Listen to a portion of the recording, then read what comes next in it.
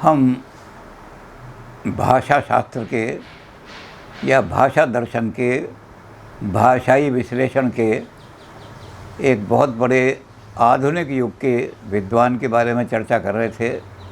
उनका नाम J.L. Austin है और हमने ये देखा कि उन्होंने कॉन्स्टेंटिव की कल्पना दी कि ये ऐसे होते हैं, और उसका हिंदी में उन्होंने अनुवाद, हिंदी वालों को कोई मिला नहीं, उन्होंने कर दिया स्थिरार्थक, जिनका अर्थ स्थिर हो, निश्चित हो। मैंने कहा इसके बारे में हम चर्चा कर चुके हैं। तो उन्होंने अब नया कंसेप्ट दिया, वो है परफॉर्मेटिव का, और ये हम पहले बता चुके हैं शुरू में।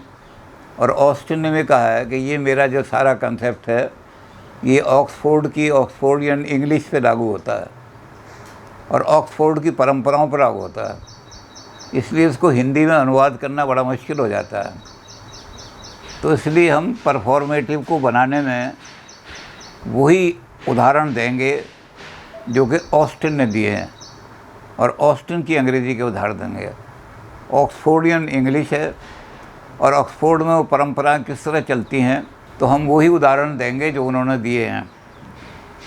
पहला उदाहरण उनका है आई डू। दूसरा उदाहरण है, एक किसी पुरुष के साथ कोई आदमी बैठे हुए थे, उनके पैर पर उनका पैर पड़ गया, तो एकदम उन्होंने चौंक करके और पैर को पीछे हटाते हुए कहा आई एपोलोजाइज। तीसरा उदाहरण दिया कि एक जहाज़ था, उस जहाज़ पर जाकर के उन्होंने, और जो उद्घाटन के लिए जैसे हमारे यहाँ नारियल फोड़े जाते हैं, वहाँ बोतल फोड़ी जाती है, तो उन्होंने जहाज़ पर जाकर के बोतल फोड़ी और बोतल फोड़ करके कहा I name the ship Victoria Elizabeth. अगला उदाहरण दिया I bequeath my ring to my younger brother. वो एक अंगूठी उनके हाथ में थी, वो अंगूठी उतार करके वो दे रहे थे कि मैं ये अंगूठी अपने भाई को दान के रूप में या विरासत के रूप में ये अंगूठी दे रहा हूँ। इस तरह के उन्होंने उदाहरण प्रस्तुत किए, और इन उदाहरण में कहा कि ये जो सारे एग्जाम्पल हैं जो मैंने दिए हैं, इन एग्जाम्पल में केवल शब्दों का उच्चारण नहीं किया गया है, बल्कि कोई काम संपन्न हुआ है, किसी कार्य का संपादन हुआ है। क्योंकि कार्य का शब्दों के साथ साथ अगर खाली शब्द में बोलता तो मीनिंगलेस होते हो, लेकिन उन शब्दों के साथ साथ कुछ क्रिया भी होती जा रही है, तो इसलिए ये हो रहा है कि यहाँ कुछ संपादन हो रहा है। और जब ये संपादन होता है जिन वाक्यों में, उन अटरेंसेस को हम क्या कहते हैं, ये परफॉर्मेटिव अटरेंसेस हैं। ये स्थिरार्थक नहीं है, कॉन्स्टेंटिव नहीं है, ये परफॉर्मेटिव हैं। पहले में उन्होंने कहा आई डू। अभी आई डू जो है ये एक विशेष परिस्थिति में कहा गया है। उस विशेष परिस्थिति के अंदर उसके मानी जो निर्धारित होंगे, उस परिस्थिति का अध्ययन करने के बाद निर्धारित होंगे।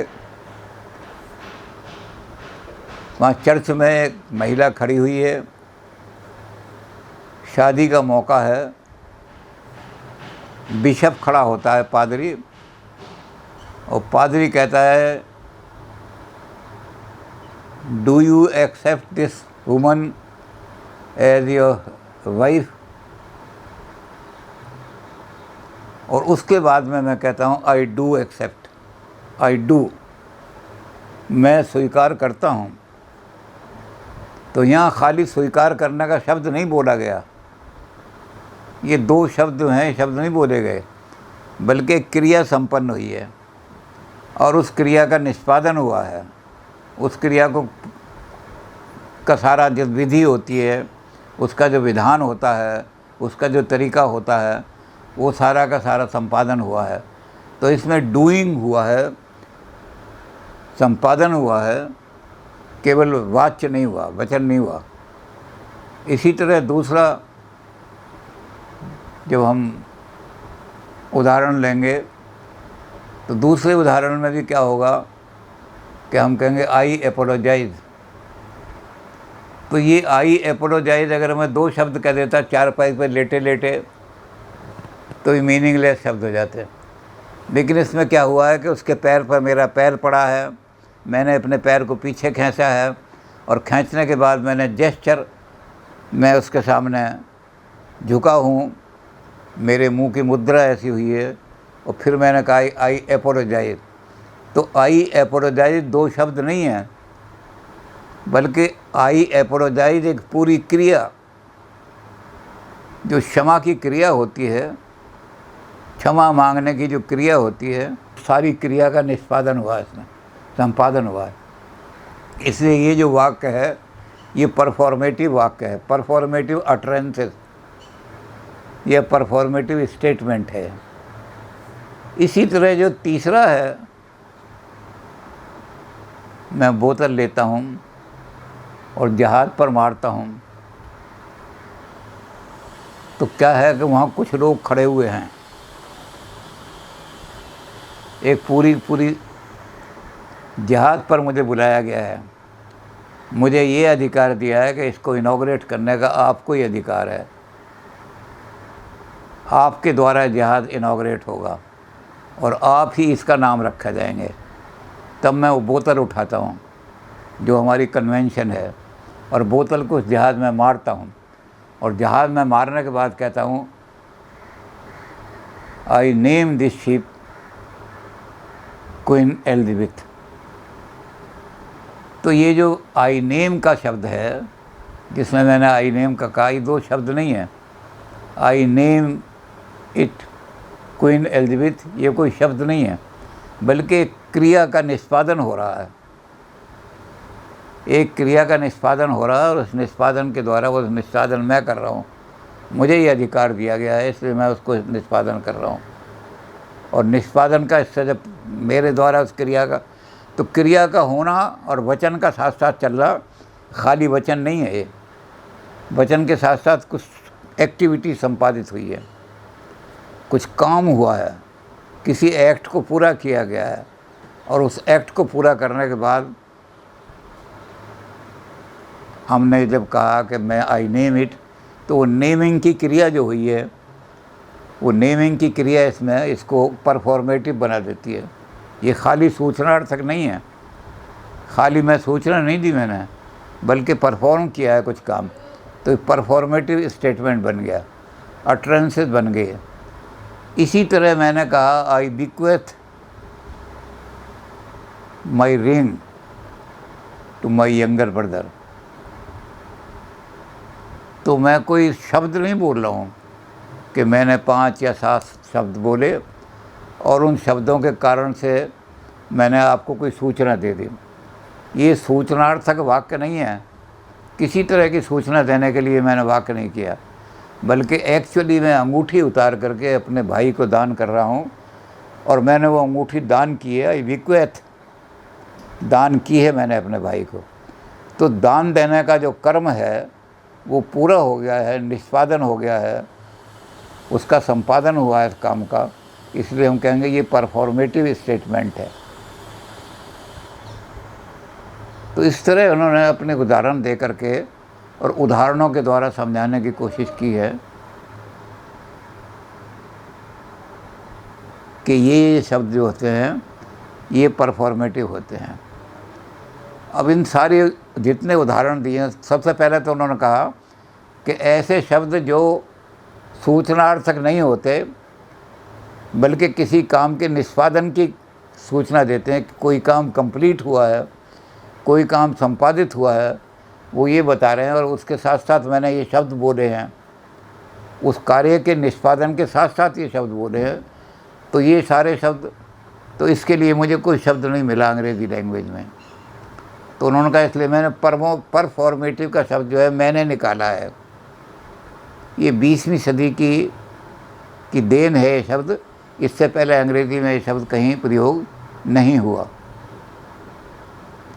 तो इन सारे सेंटेंसेस में एक बात दिखाई देगी सारी आपको, कि सारी सिचुएशन सामने आ जाती है। अब जब मैंने कहा कि आई डू एक्सेप्ट, तो सारी सिचुएशन, अगर मैं ये शब्द जो हैं ये कहीं जंगल में कहता या खेल के मैदान में कहता तो मीनिंगलेस हो जाते, सूचना देने वाले। लेकिन ये मीनिंगफुल कहाँ बने, वो सारी सिचुएशन मेरे सामने आ गई। एक विवाह मंडप है, उस विवाह मंडप में बहुत सारे आदमी बैठे हुए हैं, उसके अंदर जुड़े हुए हैं, वहाँ वो कन्वेंशंस पूरी हो रही हैं, सारी कन्वेंशंस को पूरा किया जा रहा है जो शादी के अंदर होनी चाहिए, जो व्यवस्थाएं होनी चाहिए शादी के अंदर उनको पूरा किया जा रहा है। और जब वो पूरा हो गई हैं तो वो बिशप खड़ा होता है, आल्टर पर आकर के खड़ा होता है और आल्टर पर आकर के कहता है कि do you accept this woman as your wife. अब इसके अंदर कई स्टेटमेंट सूचनार्थक भी आ जाते हैं। परफॉर्मेटिव के अंदर कुछ छुपे हुए रहते हैं कॉन्स्टेंटेटिव। जैसे ये कि मैं कहूँ कि मैं यहाँ शादी कर रहा हूँ, शादी के लिए आया हूँ, मैं वर हूँ, ये सूचनार्थक है। जो सूचनार्थक शब्द होते हैं उनमें हमने शुरू में देखा था कि उनका जो गुण होता है, उनके अंदर जो गुण होता है वो सत्य या असत्य हो सकते हैं। तो ये सत्य या असत्य ये हो सकता है जो सूचनार्थक है, कि मैं वर हूँ, मैं क्वारा हूँ, ये क्वारी कन्या है, मेरा कहीं और विवाह नहीं हुआ है। तो ऐसे कई उसमें से निकल सकते हैं, कॉन्स्टेटिव निकल सकते हैं परफॉर्मेटिव में से। लेकिन जब वह अंत में वो कहेगा खड़ा होकर के बिशप कि do you accept this lady as your wife, और मैं कहूँगा आई डू, तो ये परफॉर्मेटिव बन जाता है कि कार्य सारा संपन्न हो गया। और उस कार्य संपन्न होने के बाद मैंने कहा आई डू एक्सेप्ट। तो यहाँ जो एक्सेप्ट का है, ये बहुत सारी एग्जांपल दिए हैं, बहुत लंबा चौड़ा उन्होंने एक्सप्लेन करने के लिए कि यहाँ इस तरह की सारी चीज़ें हो गई हैं। ये सब सबके सामने आ जाता है। वो कन्वेंशंस भी आ जाती हैं सामने, सारी कन्वेंशंस हमारे सामने आ जाती हैं कि इन कन्वेंशंस के बाद आई एक्सेप्ट का शब्द मैं स्वीकारता हूँ। उसके बाद बिशप ने बोला है और बिशप के उत्तर में मैंने कहा यस आई एक्सेप्ट। अगर यही शब्द मैं कहीं और बोलता मीनिंगलेस हो जाते। तो उसका सारी कन्वेंशन को, जिस कन्वेंशन को पूर्ण करने के बाद हमने ये शब्द बोला है, वो हमारे सामने आके खड़ी हो जाती हैं। इसी तरह दूसरा है कि जो जहाज़ को मैंने कहा कि I name this ship as Queen Elizabeth, तो कहते हैं सारी वहाँ परंपरा आ जाती हैं कि एक नया जहाज़ बना है, उसका उद्घाटन होने वाला है, अभी तक उसका नेमिंग नहीं हुआ है। ये सूचनार्थक शब्द इसके अंदर से निकल आते हैं।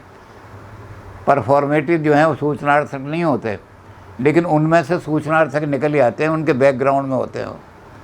तो बैकग्राउंड में कौन सा आएगा कि ये एक जहाज़ है, ये अभी नया बन कर के आया है, इसका नामांकन नहीं हुआ है। इनको आप सत्य असत्य परख सकते हैं सारी चीज़ों को। मुझे अधिकार दिया गया है कि मैं इसका नाम करूं। ये उद्घाटन का अधिकार पब्लिक ने मुझे दिया है या स्टेट ने दिया है। उद्घाटन करने के लिए बोतल फोड़ी जाती है, कन्वेंशन, मैंने वो बोतल फोड़ी है और फिर मैंने इसका नाम रख दिया क्वीन एलिजाबेथ। तो जो मैंने कहा, मैंने I name it queen Elizabeth, उसमें कोई शब्द नहीं कहे मैंने, ये खाली शब्द नहीं है बल्कि एक्शन है, डूइंग है, परफॉर्मेंस है, कोई ना कोई परफॉर्मेंस हुई है। उस परफॉर्मेंस के कारण से हम कहेंगे ये अटरेंस परफॉर्मेटिव अटरेंस है। इसी तरह तीसरे उदाहरण को देख लो, मैंने केवल ये शब्द नहीं कहे कि मैं अंगूठी दान कर रहा हूँ अपने भाई को, बल्कि सारी सिचुएशन आ गई है कि मेरा भाई वहाँ आया है, मेरा भाई ने मुझसे कुछ गिफ्ट मांगा है।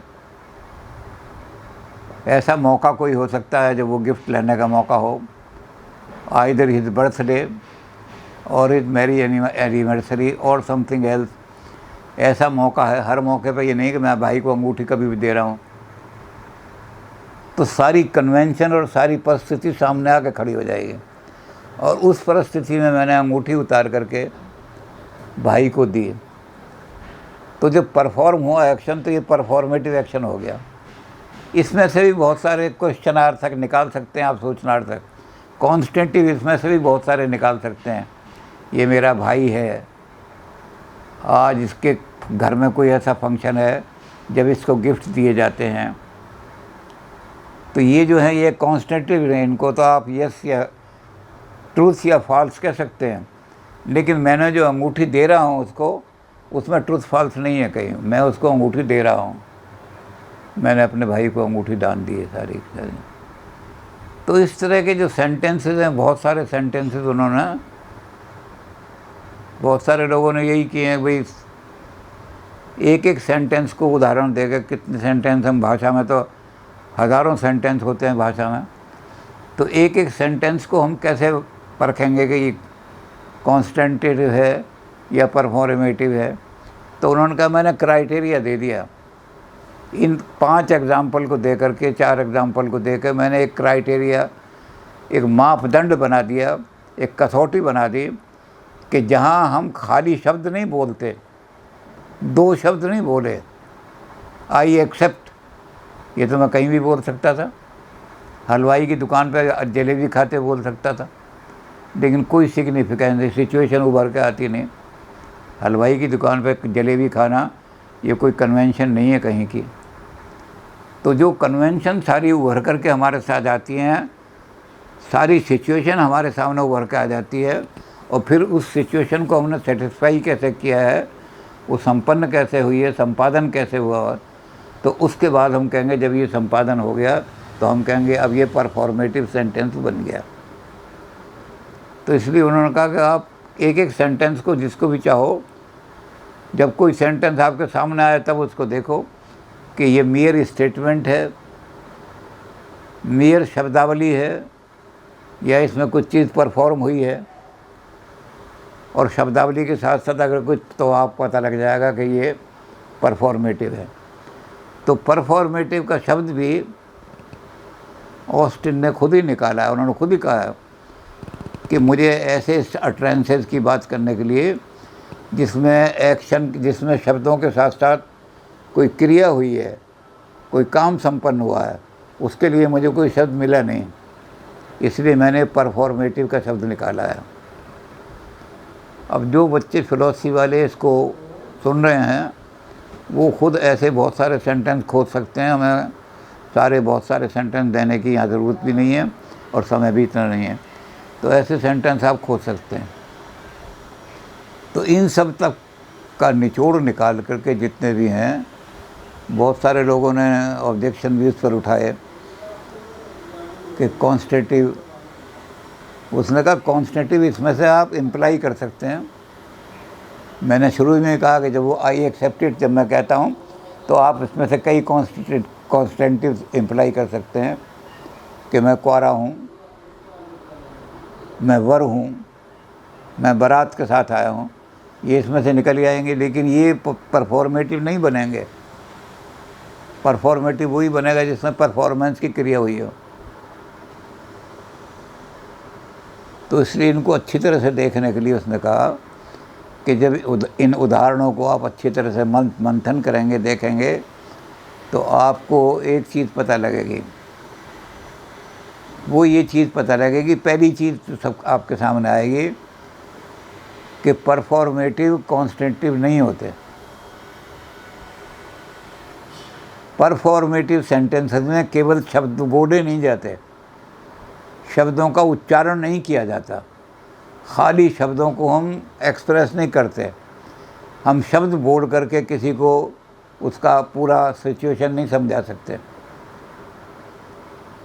तो इसलिए क्या होगा कि इसमें हम परफॉर्मेटिव में क्या होगा कि परफॉर्मेटिव में केवल शब्दों को नहीं बोला जाता, ना ही शब्द बोलने से कोई चीज़ परफॉर्मेटिव बन जाती है। उन शब्दों के साथ सारी कन्वेंशन, सारी चीज़ों का संपन्न होना भी जब हमारे सामने आ जाए तो हम कहेंगे ये परफॉर्मेटिव बन गया।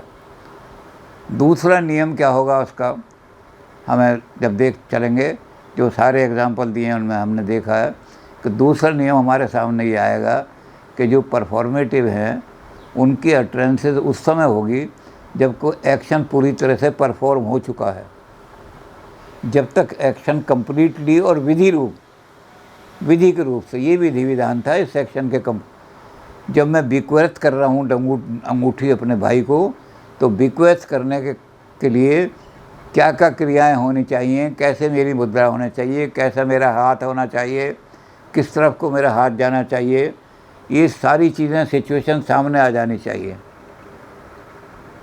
जब ये सामने आ जाएंगे हमारी, तब ये कहेंगे अब ये परफॉर्मेटिव वाक्य बन गया। तो परफॉर्मेटिव वाक्य जो हैं वो हैं, अब ये सिचुएशन को देखा जाएगा कि सिचुएशन सारी जो है उसी परिस्थिति के अनुरूप होनी चाहिए। जिस परिस्थिति का वर्णन हम अपने परफॉर्मेटिव अटरेंस में देना चाह रहे हैं, सारी सिचुएशन उसके बिल्कुल अनुरूप चलनी चाहिए। आई एक्सेप्ट हम शुरू में ही कह दें या बीच में कह दें, परफॉर्मेटिव नहीं बनेगा। हमें सारा क्रिया देख के करनी पड़ेगी, सिचुएशन भी उसके अनुरूप बनानी पड़ेगी। विवाह का माहौल है, ये कहलाने का अधिकार केवल बिशप को है कि डू यू एक्सेप्ट, और फिर मैं अपने हृदय से केवल वाक्य के रूप में नहीं, बल्कि मैं अपने हृदय से उसका हाथ पकड़ता हूँ। वो मेरी भावनाओं से सारा व्यक्त हो जाता है। ज़बरदस्ती हाथ पकड़ाएगा बिशप तो और तरह की मेरी भावना होगी, और मैं सारा उससे जो कहा, तो परिस्थिति सारी की सारी हमारे सामने जब आके खड़ी हो जाती है किसी वाक्य के बोलने से, तो वह परिस्थिति सारी जो है वो हमारे शब्दों के अनुरूप होनी चाहिए। जो भी शब्द हम बोल रहे हैं वो सारी परिस्थिति उसके अनुरूप होनी चाहिए।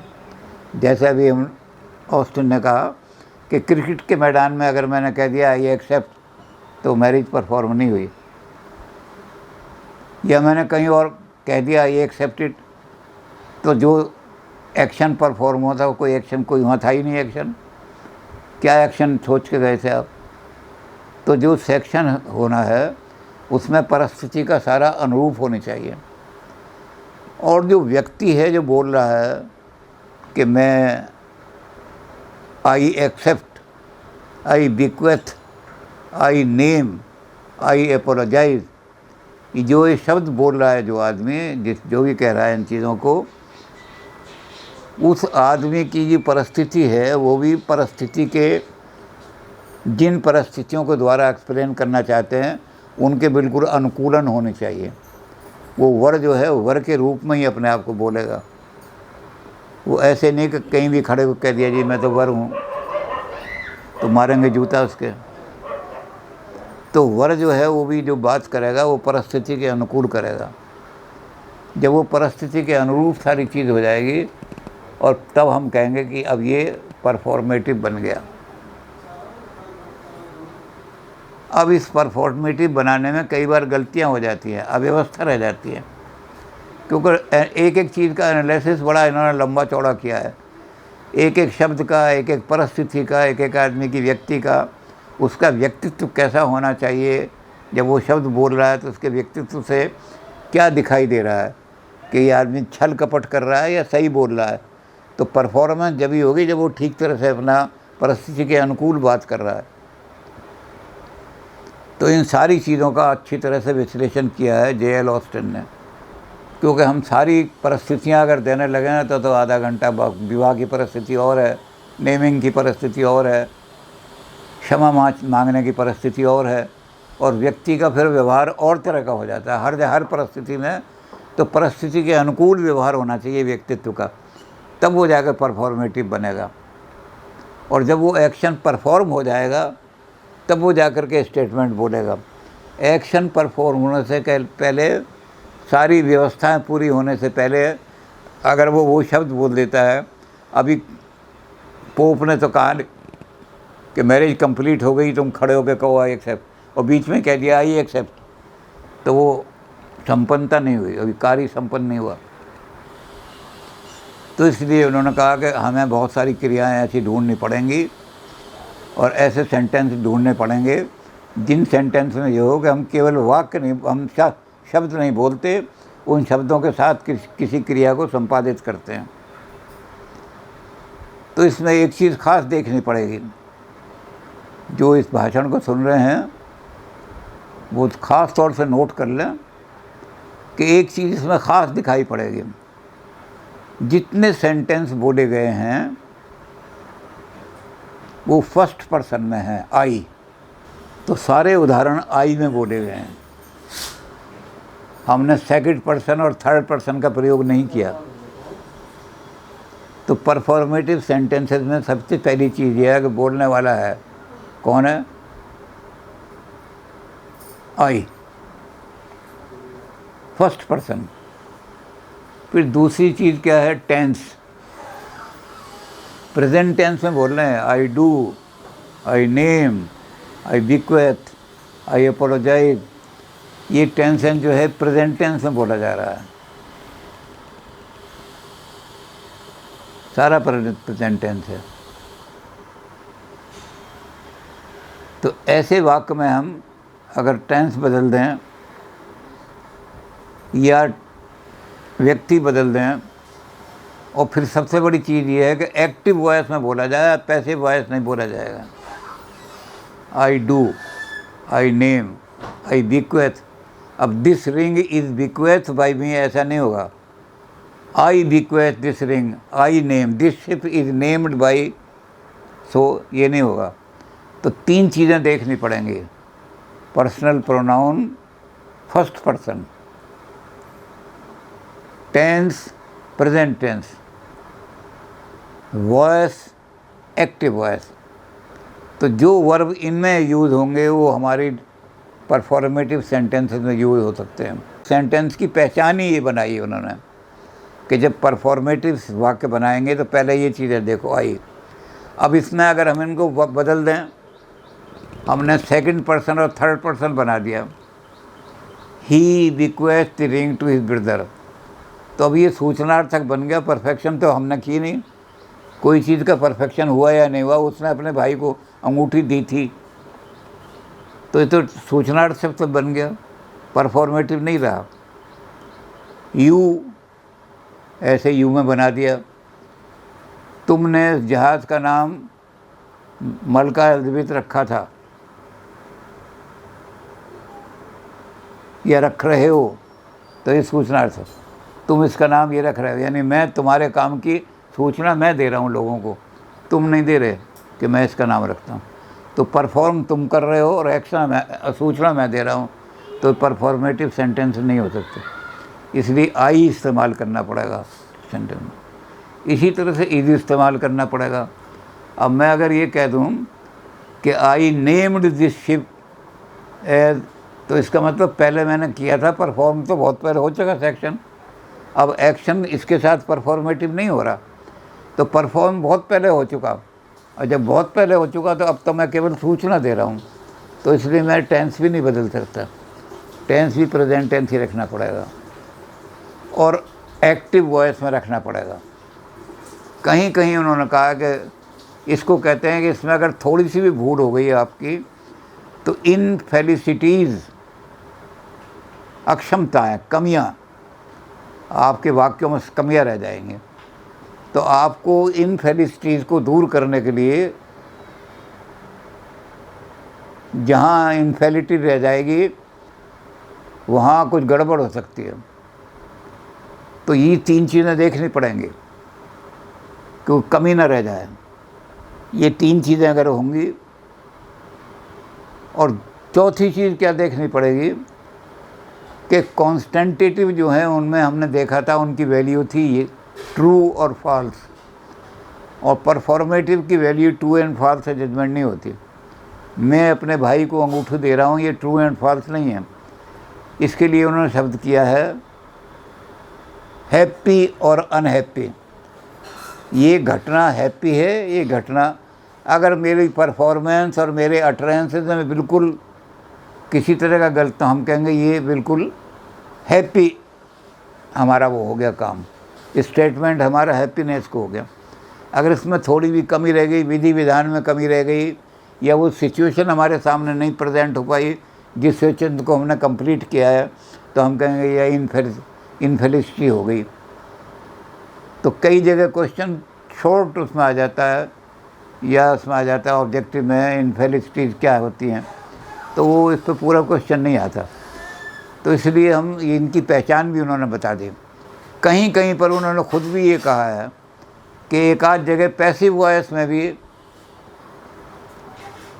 संपन्नता हो जाए संवाद। जैसे उन्होंने कहा रेलवे स्टेशन पे मैं गया तो उन्होंने लिखा था सभी पैसेंजर्स को सूचित किया जाता है कि वे पटरी से लाइन पार ना करें। तो इस सेंटेंस में हो जाता है, ये तो पैसिव वॉइस में। तो कहते हैं लेकिन ऐसे कुछ सेंटेंस थोड़ी बहुत मिल जाते हैं एक्सेप्शनली कि यहाँ सूचना देने का काम संपन्न हुआ है, और चूँकि सूचना देने का काम संपन्न हुआ है, ये परफॉर्मेटिव स्टेटमेंट है। तो परफॉर्मेटिव को कॉन्स्टेंटेटिव से अलग करने के लिए उन्होंने ये क्राइटेरिया दे दिया है। अब दूसरी चीज़ जो इनकी बहुत बड़ी देन है वो है स्पीच एक्ट। तो स्पीच एक्ट कल बात करेंगे, अगर एक दिन में ख़त्म हो गया तो एक दिन में एक और ले लेंगे, कोशिश यही करेंगे, क्योंकि 2 दिन हो गए हमारे ऑस्टिन में।